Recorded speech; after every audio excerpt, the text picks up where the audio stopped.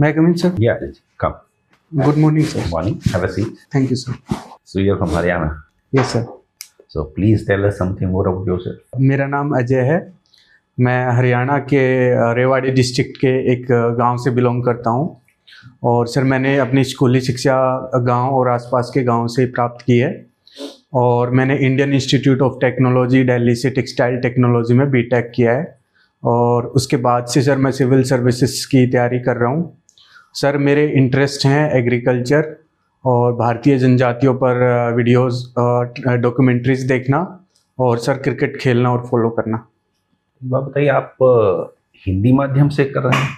Yes sir. Hindi में लिखा था आपने? नहीं सर, मेरा मेंस का मीडियम इंग्लिश था। इंग्लिश। Yes sir. तो इंटरव्यू हिंदी में देंगे? Yes sir. आपने आईआईटी से करने के बाद फिर एंथ्रोपोलॉजी क्यों लिया?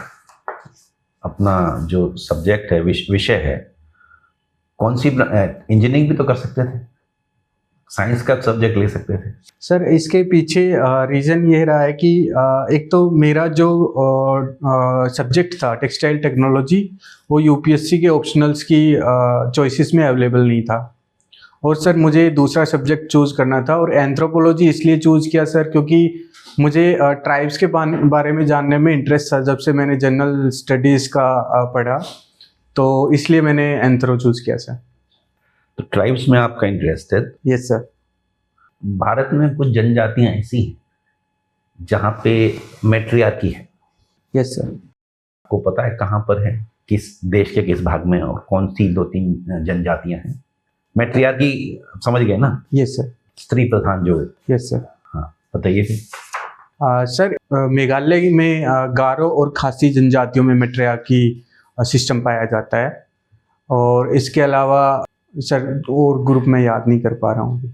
अच्छा, वहाँ पे और भी जनजातियाँ हैं। चलिए, खासी, उसमें क्या होता है? जैसे स्त्रियों के अधिकार ज़्यादा होते हैं, क्या है, थोड़ा सा बताइए उसके बारे में। सर मैट्रियार्की सिस्टम में उधर अथॉरिटी होती है वो वुमेन्स के पास में होती है। सॉरी सर, मैं करेक्ट करना चाहूँगा, जो लीनिएज होती है वो वुमेन टू वुमेन ट्रांसफ़र होती है, जैसे माँ से बेटी में ट्रांसफ़र होगी और प्रॉपर्टी भी ऐसी ही ट्रांसफ़र होती है। परंतु सर वो ट्रूली मैट्रियार्कल सोसाइटीज़ नहीं है क्योंकि डिसीजन मेकिंग अथॉरिटी आज भी कहीं ना कहीं मेल्स के पास ही है। सो इसलिए ट्रूली मैट्रियार्कल तो नहीं कह सकते लेकिन मैट्रिलीनियर कह सकते हैं सर। तो वहाँ पे जैसे माँ बाप की जो आप प्रॉपर्टी की बात कर रहे हो, उसमें लड़कों को हिस्सा मिलता ही नहीं है? नहीं सर, वो लड़की को ही ट्रांसफ़र होती है। अच्छा। दूसरा, आपका क्रिकेट में इंटरेस्ट भी है, देखते भी हैं, खेलते भी हैं? Yes sir. कहाँ तक खेलें? सर मैं खेलता तो बचपन से ही आ रहा हूँ, टेनिस बॉल क्रिकेट, और मैंने leather ball cricket sir IIT में खेला इंस्टीट्यूट लेवल पर। सो सर मेरा यहीं तक रहा है खेलने का। तो आप क्या बैट्समैन हैं, बॉलर हैं, फील्डर हैं? क्या आपकी मतलब खासियत क्या? आपको कैसे डिस्क्राइब किया जाए? जैसे सचिन तेंदुलकर को हम कहते हैं बल्लेबाज है, कोई किसी को कहते हैं अच्छा गेंदबाज है, आप क्यों, या विकेट कीपर है, आप किस उसमें करते हैं? सर मैं एक बॉलिंग ऑलराउंडर मानता हूँ अपने आप को, जो बॉलिंग करता है मेनली और बैटिंग भी कर सकता है। अच्छा। तो बॉलिंग में हिंदुस्तान के जो आज की डेट में अच्छे बॉलर कौन से हैं? सर जसप्रीत बुमराह मेरे ख्याल में दुनिया के सबसे बेहतर गेंदबाज हैं फिलहाल। हाँ। और मोहम्मद शमी, हालांकि सर वो फिटनेस से जूझ रहे हैं परंतु वो भी बहुत बेहतरीन गेंदबाज हैं। हाँ। इसके अलावा सर नए गेंदबाज उभर कर सामने आ रहे हैं जैसे अर्शदीप सिंह। इसके अतिरिक्त मोहम्मद सिराज भी अच्छे गेंदबाज हैं, हालांकि उनका फॉर्म का अभी रिसेंट इशू रहा है। अच्छा। और कुलदीप यादव बहुत ही बेहतरीन गेंदबाज लगते हैं मुझे सर। आप हरियाणा से हैं ना? Yes sir. तो हरियाणा में एक जो खेलों का खास करके स्पोर्ट्स में काफ़ी तरक्की की है, तो किस 2-3 फील्ड जिसमें हरियाणा ने बहुत अच्छा किया है और कैसे उसमें सरकार ने क्या योगदान डाला है इसमें? सर जो स्पोर्ट्स जिसमें हरियाणा ने अच्छा किया है वो मुख्यतः हैं सर, एक तो रेसलिंग और एक बॉक्सिंग में भी अच्छा किया है और रिसेंट टाइम्स में एथलेटिक्स में भी अच्छा कर रहे हैं। जैसे नीरज चोपड़ा ने लगातार 2 ओलंपिक मेडल जीते हैं, गोल्ड और सिल्वर। इसके अतिरिक्त शूटिंग में भी हरियाणा आगे बढ़ रहा है, जैसे मनु भाखड़ ने 2 ब्रॉन्ज जीते। सर तो सरकार का इसमें कुछ योगदान है या बाद में सिर्फ इनाम देने का काम किया सरकार ने, हरियाणा सरकार ने? सर सरकार का काफ़ी योगदान रहा है। सक्सेसिव गवर्नमेंट जब से देखिए सर, जब ओम प्रकाश चौटाला जी की सरकार थी, उसके बाद भूपेंद्र हुड्डा जी की सरकार, उसके बाद मनोहर लाल खट्टर जी और प्रेजेंट सरकार, इन्होंने सर इंफ्रास्ट्रक्चर काफ़ी क्रिएट किया है। जैसे खेल नर्सरी स्कीम के तहत गांव-गांव पर स्कूल लेवल पर नर्सरीज बनाई गई हैं, जिससे जो ग्रास रूट टैलेंट है उसको आगे बढ़ने का मौका दिया जा रहा है। और इसके अलावा as a career option sports को प्रमोट कर रही है सरकार। जॉब सिक्योरिटी प्रोवाइड की जाती है, कैश इंसेंटिव्स प्रोवाइड की जाते हैं। इससे जो यूथ है वो काफ़ी इंस्पायर हो रहा है। ये भारत के संविधान में कानून बनाने की कौन कहाँ कानून बना सकता है, किस में बना सकता है, कुछ लिस्टें हैं आपको पता है कहाँ हैं, क्या है, थोड़ा उसके बारे में बताइए। सर 7th शेड्यूल में 3 लिस्ट हैं। एक है यूनियन लिस्ट, एक स्टेट लिस्ट, एक कॉन्करेंट लिस्ट। यूनियन लिस्ट में सर सिर्फ पार्लियामेंट कानून बना सकता है, स्टेट लिस्ट में सिर्फ स्टेट लेजिस्लेचर कानून बना सकता है, और कॉन्करेंट लिस्ट में स्टेट और पार्लियामेंट दोनों ही कानून बना सकते हैं। परंतु अगर कॉन्फ्लिक्ट होता है तो पार्लियामेंट ने जो कानून बनाया है वही माना जाएगा। सर इमरजेंसी के दौरान इसमें कुछ फर्क आता है? यस सर, इमरजेंसी के दौरान जो स्टेट लिस्ट है उसमें पार्लियामेंट कानून बना सकती है। रेवाड़ी की क्या विशेषता है? रेवाड़ी की खास किस चीज़ के लिए प्रसिद्ध है? सर रेवाड़ी कई चीज़ों के लिए प्रसिद्ध है। जैसे कि एक तो राव तुलाराम जी रेवाड़ी से थे, हेमू विक्रमादित्य रेवाड़ी से थे। इसके अलावा रेवाड़ी की ऑटोमोबाइल इंडस्ट्री काफ़ी फेमस है। जो 2 व्हीलर है, मोटरसाइकिल्स हैं, उसका सबसे ज़्यादा प्रोडक्शन रेवाड़ी के धारूहेड़ा प्लांट से होता है। और इसके अलावा ऑयल सीड्स में रेवाड़ी का एक महत्वपूर्ण स्थान है भारत में। और mustard products 1 district 1 product scheme के अंतर भी शामिल हैं सर। अच्छा अजय जी, यस सर। मेरा 1-2 सवाल आपसे क्रिकेट को लेकर ही है। आप मुझे बताएंगे क्रिकेट में कितनी तरह की डिसमिसल्स होती है, कितने तरीकों से एक बैट्समैन को आउट किया जा सकता है? संख्या बता दे बस। सर एग्जैक्ट संख्या मुझे अभी याद नहीं है। कौन कौन से तरीकों से बैट्समैन आउट होता है बता दीजिए। सर पहले बोल्ड, जब विकेटों पर बॉल लग जाती है, कैच आउट, इसके अलावा stump out, run out, hit wicket, handling the ball out, और नॉन स्ट्राइकर रन आउट एक रन आउट ही होता है। इसके अतिरिक्त सर टाइम आउट होता है। Good. LBW? Yes sir, LBW, sorry sir, यही मैं अभी। Obstructing the fielder? Yes sir, handling the ball और ऑब्स्ट्रक्टिंग द फील्डर नहीं आ सकता है। Yes sir. जो कंट्रोलिंग अथॉरिटी है क्रिकेट का हिंदुस्तान में, थोड़ा उसका ब्यौरा देंगे। स्ट्रक्चर क्या है, सबसे ऊपर कौन है, जो फाइनल डिसीजन मेकिंग बॉडी है, उस संस्था का नाम क्या है, उनका ऑर्गेनाइजेशनल स्ट्रक्चर क्या है? सो सर भारत में क्रिकेट को board of cricket control in India BCCI control करता है। उसका स्ट्रक्चर है सर, टॉप पर प्रेसिडेंट होते हैं, इसके अलावा सेक्रेटरी होते हैं, ट्रेजरर होते हैं, और सिलेक्शन कमेटी होती है जो सिलेक्शन के रिस्पॉन्सिबल होती है, और एक कमेटी ऑफ क्रिकेटर्स बनाई गई थी। सिलेक्शन कमेटी में कोच भी होता है? सर कोच नहीं होता है शामिल, पर मीटिंग्स में कई बार देखा गया है कि कोच शामिल हो जाते हैं। Team manager? Sir team manager भी नहीं होता है शामिल। जो BCCI का कॉन्स्टिट्यूशन है उसके अनुसार सिर्फ सिलेक्टर के पास ही अथॉरिटी है कि वो कौन सी टीम सिलेक्ट करनी है। अभी भारतीय टीम का चीफ फिजियो कौन है? सॉरी सर, उनका नाम मैं रिकॉल नहीं कर पा रहा। अच्छा ये बताइए, T20 फॉर्मेट के आगमन से फर्स्ट क्लास क्रिकेट पर कैसा असर हुआ? सर इससे पॉजिटिव भी इम्पैक्ट हुए और नेगेटिव भी इम्पैक्ट हुए। सर पॉजिटिव्स की मैं बात करूँ तो जो T20 cricket specially franchise cricket है, उससे क्रिकेट में मनी काफ़ी जनरेट हुई है, और यह मनी हमारे domestic structure, first class structure में भी इन्वेस्ट हुई है, जिससे खिलाड़ियों को ज़्यादा फीस मिलने लगी है पर मैच। स्टेडियम इंफ्रास्ट्रक्चर इंप्रूव हुए हैं, इससे डोमेस्टिक क्रिकेट प्रमोट हुई है। भारत में जो फर्स्ट क्लास क्रिकेट खेली जाती है, कुछ टूर्नामेंट्स के नाम बताएंगे आप? सर सबसे बड़ा टूर्नामेंट तो रणजी ट्रॉफी है। इसके अलावा Dilip trophy, Vijay Hazare trophy, Syed Mushtaq Ali trophy, ईरानी कप भी होता है सर। रणजी ट्रॉफी के इतिहास के बारे में बताएंगे? सॉरी सर, मुझे ज़्यादा जानकारी नहीं है इसमें। कोई बात। आपने इमोशनल इंटेलिजेंस का नाम सुना है? Yes emotional intelligence, yes sir. क्या होता है, इसकी परिभाषा देंगे? सर इमोशनल इंटेलिजेंस का मतलब है कि हम अपने इमोशंस को कितना अच्छे से रेगुलेट कर पा रहे हैं और दूसरे के इमोशंस को कितना अच्छे से समझ पा रहे हैं और कितना अच्छे से हम सोशली अपने इमोशंस को और दूसरे को कंट्रोल करके दूसरे के इमोशंस को समझ के आपके इमोशंस को कोई कंट्रोल कर सकता है? आप बताइए कोई ओकेशन, कोई एग्जांपल, ऐसा सिचुएशन जब किसी और ने आपके इमोशन को कंट्रोल किया। सॉरी सर, ऐसा कुछ रिकॉल। अच्छा ये बताइए, इमोशन और फीलिंग, इन दोनों में क्या अंतर है? सर मुझे लगता है कि जितनी मेरी सीमित जानकारी है, फीलिंग होता है इमोशन का सर एक्सप्रेशन।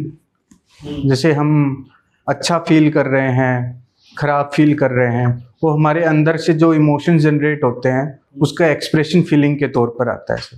अच्छा, तो ये बताइए, आपने लिखा है watching documentaries on Indian tribes. Yes sir. किसी एक ट्राइब का नाम बताइए जिसका आपने डॉक्यूमेंट्री देखा है। कौन सा चैनल है? यूट्यूब में देखते हैं आप या फिर कोई और माध्यम है आपके पास? सर यूट्यूब में मैं भी भारत नाम से एक डॉक्यूमेंट्री सीरीज है राज्यसभा टीवी पर जो पहले आती थी, और अभी जो वो पत्रकार हैं श्याम सुंदर जी, उन्होंने अपना भी चैनल बनाया जो इसलिए वो आदिवासी इलाकों में जाते हैं और डॉक्यूमेंट्रीज बनाते हैं। ओके, एक कोई ऐसी आदिवासी जनजाति जिसका आपने वीडियो देखा हो, नाम बताएंगे आप? सर मैंने टोडा ट्राइब का देखा था रिसेंटली वीडियो। टोडा ट्राइब का फूड कल्चर के बारे में कुछ बताएंगे? Sorry, food culture. कौन सा आहार वो लोग पसंद करते हैं और महिला और पुरुषों में आहार का जो सेवन है उसमें कोई अंतर है? सर वो ज़्यादातर मिल्क प्रोडक्ट्स कंज्यूम करते हैं। उनकी इकोनॉमी और कल्चर ज़्यादातर बफलो के अराउंड ही रिवॉल्व करता है। महिला और पुरुष के आहार में तो मुझे कुछ फर्क नहीं दिखा, परंतु उनके जो लेबर का डिवीजन है उसमें फर्क है, क्योंकि महिलाओं को बफलो को टच करने की अनुमति नहीं होती है। दूध कौन निकालता है? दूध सर पुरुष निकालते हैं। पर मिल्क से जो प्रोडक्ट्स बनाते हैं बाद में वो महिलाएं कर सकती हैं। और गाय भैंस का खास करके उनका चारा बनाने का काम किसका है? सर चारा वो जनरली ग्रासलैंड्स हैं उधर नीलगिरी हिल्स में, वहीं पर उनको। क्या महिला चराने के लिए भैंस ले जा सकती है? नहीं सर। नहीं सर। अच्छा ये बताइए, आप हरियाणा से है, हरियाणा में जो सामाजिक मुद्दे हैं, मुख्यतः 3 ऐसे सामाजिक मुद्दे जिनको तुरंत ही एड्रेस करना चाहिए, आप बताएंगे? सर पहला तो हमारी महिलाओं का स्टेटस इतना बेहतर नहीं है हरियाणा में। स्टेटस मतलब? सर जैसे डिसीजन मेकिंग रोल, इसके अलावा सेक्स रेशियो है वो भी काफ़ी कम है। हालांकि इम्प्रूवमेंट हुआ था, फिर से डिक्लाइन होना शुरू हो गया। और दूसरा सर एल्कोहलिज्म और ड्रग अब्यूज़ एक बड़ी समस्या के रूप में उभर रहा है हरियाणा में। इसके अतिरिक्त सर अनएम्प्लॉयमेंट को भी मैं एक सोशल इशू मानता हूँ सर। उससे जो बाहर जाने का एक चाह है वो हमारे यूथ में काफ़ी बढ़ रही है। ओके, हरियाणा का सेकंड लैंग्वेज क्या है? Sir second official language Punjabi है। नहीं सर, पहले तमिल होता था, अभी पंजाबी है सर। तमिल क्यों बनाया था? सर उसके पीछे पॉलिटिकल रीजन है कि पंजाबी के अगेंस्ट प्रोटेस्ट करने के लिए उस समय तमिल को जहाँ कोई स्पीकर नहीं है हरियाणा में। आम आदमी ने क्यों इसके ऊपर आवाज नहीं उठाई? इसके ऊपर कोई चर्चा नहीं हुई, कोई नारेबाजी नहीं हुई, कोई आंदोलन नहीं हुआ, कुछ नहीं हुआ। इसका मतलब पॉलिटिक्स आम आदमी के सोच के ऊपर पूरी तरह से हावी है। उस वक्त कह सकते हैं कि सर पॉलिटिकल सोच हावी थी आम आदमी, और जो जनता के सेंटिमेंट्स हैं उनको भी कैपिटलाइज किया गया पॉलिटिकल रिप्रेजेंटेटिव्स के द्वारा। परंतु सर जैसे जैसे हम आगे बढ़े हैं जो डेमोक्रेसी, हमारे वोटर्स मैच्योर हुए हैं, हमारी जनता मैच्योर हुई है, और सर अभी ये हम बिल्कुल यह नहीं कह सकते कि अपने हिसाब से ही पॉलिटिकल सेंटिमेंट्स को पॉलिटिकल पार्टीज कैपिटलाइज कर सकती हैं हमारे। अच्छा, आपने आरपीए 1950 का नाम सुना है? Yes sir. और आरपीए 1951 का नाम सुना है? Yes sir. दोनों में अंतर क्या है? सर आरपीए 1950 में मुख्यतः ये प्रोविज़न है कि सीट्स कैसे बटेंगी, इसके अलावा वोटर्स के क्या क्वालिफिकेशंस होंगे इसमें, और सर इलेक्शन कैसे कंडक्ट होंगे, क्या क्वालिफिकेशंस जो कैंडिडेट्स हैं उनके रहेंगे, ये आरपीए 1951 में है। सो ज़्यादा डिटेल्ड सर आरपीए 1951 है। 1951 मतलब 1950 इलेक्शन से पहले की कार्रवाई को देखता है, 1951 इलेक्शन के दौरान की कार्रवाई। Yes sir. है ना? यस। अच्छा, एक सवाल आपसे आंतरिक सुरक्षा को लेकर है। जैसे हमारा नॉर्थ ईस्ट इंसर्जेंसी है, आप नागालैंड में पाए जाने वाले नॉर्थ ईस्ट इंसर्जेंसी कुछ ग्रुप्स के नाम बताएंगे? सर एक मेन ग्रुप है वो NSCN है, उसके 2 फैक्शंस हैं, एक IM है और सर दूसरा मैं अभी रिकॉल नहीं कर पा रहा हूँ। के खापलांग? हाँ सर, खापलांग। Thank you. हाँ, IM और खापलांग में क्या अंतर है? और दोनों पहले एक ही संस्था से निकले हुए 2 अंश है, क्या हिसाब? थोड़ा इसका इतिहास बताएंगे? सर ये एक ही संस्था से निकले हैं, NSCN से। NSCN से निकले हैं या कोई कुछ और नाम था? सॉरी सर, ज़्यादा जानकारी नहीं है। ठीक ठीक, कोई बात। अच्छा, ये बताइए, आप वर्ष 2018 से इस एग्जाम की तैयारी कर रहे हैं सर। 6 साल हो चुके हैं। आपने अपने पूरे यूथ के 6 तो आपके साल हो गए लिखते हुए। मुझे जरूर यकीन है 1-2 साल पहले ही आपकी तैयारी शुरू हो गई होगी। सर आपकी उम्र कितनी है? सर 28। 28 आपकी उम्र होगी। Yes sir. शायद 21 साल की उम्र में ही आप इस क्षेत्र में उतर गए। ये समय 4th ईयर जब था मेरी ग्रेजुएट, 20-21 साल की उम्र, सेकेंड सेमेस्टर, तब से। इतना समय क्यों लगा जी? हम काफी न्यूज देखते हैं कि 21 साल के बच्चे ने IAS एग्जाम पास किया, 21 साल का बच्चा IPS बन गया। आपको इतना समय क्यों लगा? ये प्रश्न काबिलियत का है या डिसीजन का है? सर हालांकि सर मुझे खेद है कि मुझे ज़्यादा समय लग गया, परंतु सर मेरा जो रीज़न रहा है वो रहा है कि स्टार्टिंग में मेरी प्रेपरेशन काफ़ी स्कैटर्ड थी और मैंने ऑर्गेनाइज्ड वे में मेरी प्रेपरेशन नहीं की और कुछ ऐसी मिस्टेक्स भी की जिसकी वजह से मुझे अच्छे मार्क्स नहीं मिले। जैसे मैं अपने आंसर्स को अच्छे से स्ट्रक्चर नहीं कर पा रहा था। पर्सनालिटी में भी कोई कमी थी? डिसिप्लिन को लेकर के अगर खास बात की जाए? सर मैंने हार्डवर्क किया, डिसिप्लिन में कोई कमी नहीं थी, बट चैनलाइज्ड हार्डवर्क शुरुआत में नहीं किया, जो मैंने बाद में सीखा और सर इम्प्रूव किया। Okay okay. तो अभी जहाँ से सफर शुरू हुआ था, अभी आप काफी खुश हैं जहाँ तक आप पहुंच पाए। आपका कोई रिजर्वेशन भी है? यस सर, मेरा OBC कैटेगरी है। OBC। ये कौन सा अटेम्प्ट है आपका? सर ये मेरा 7th अटेम्प्ट है। 7th attempt. Yes sir. अच्छा, आप मुझे रिजर्वेशन को लेकर के या एज क्राइटेरिया को लेकर के आप UPSC में कोई बदलाव या कोई रिफॉर्म्स चाहेंगे? सर मैं रिजर्वेशन के एस्पेक्ट में 2 रिफॉर्म्स मानता हूँ कि अच्छे हो सकते हैं।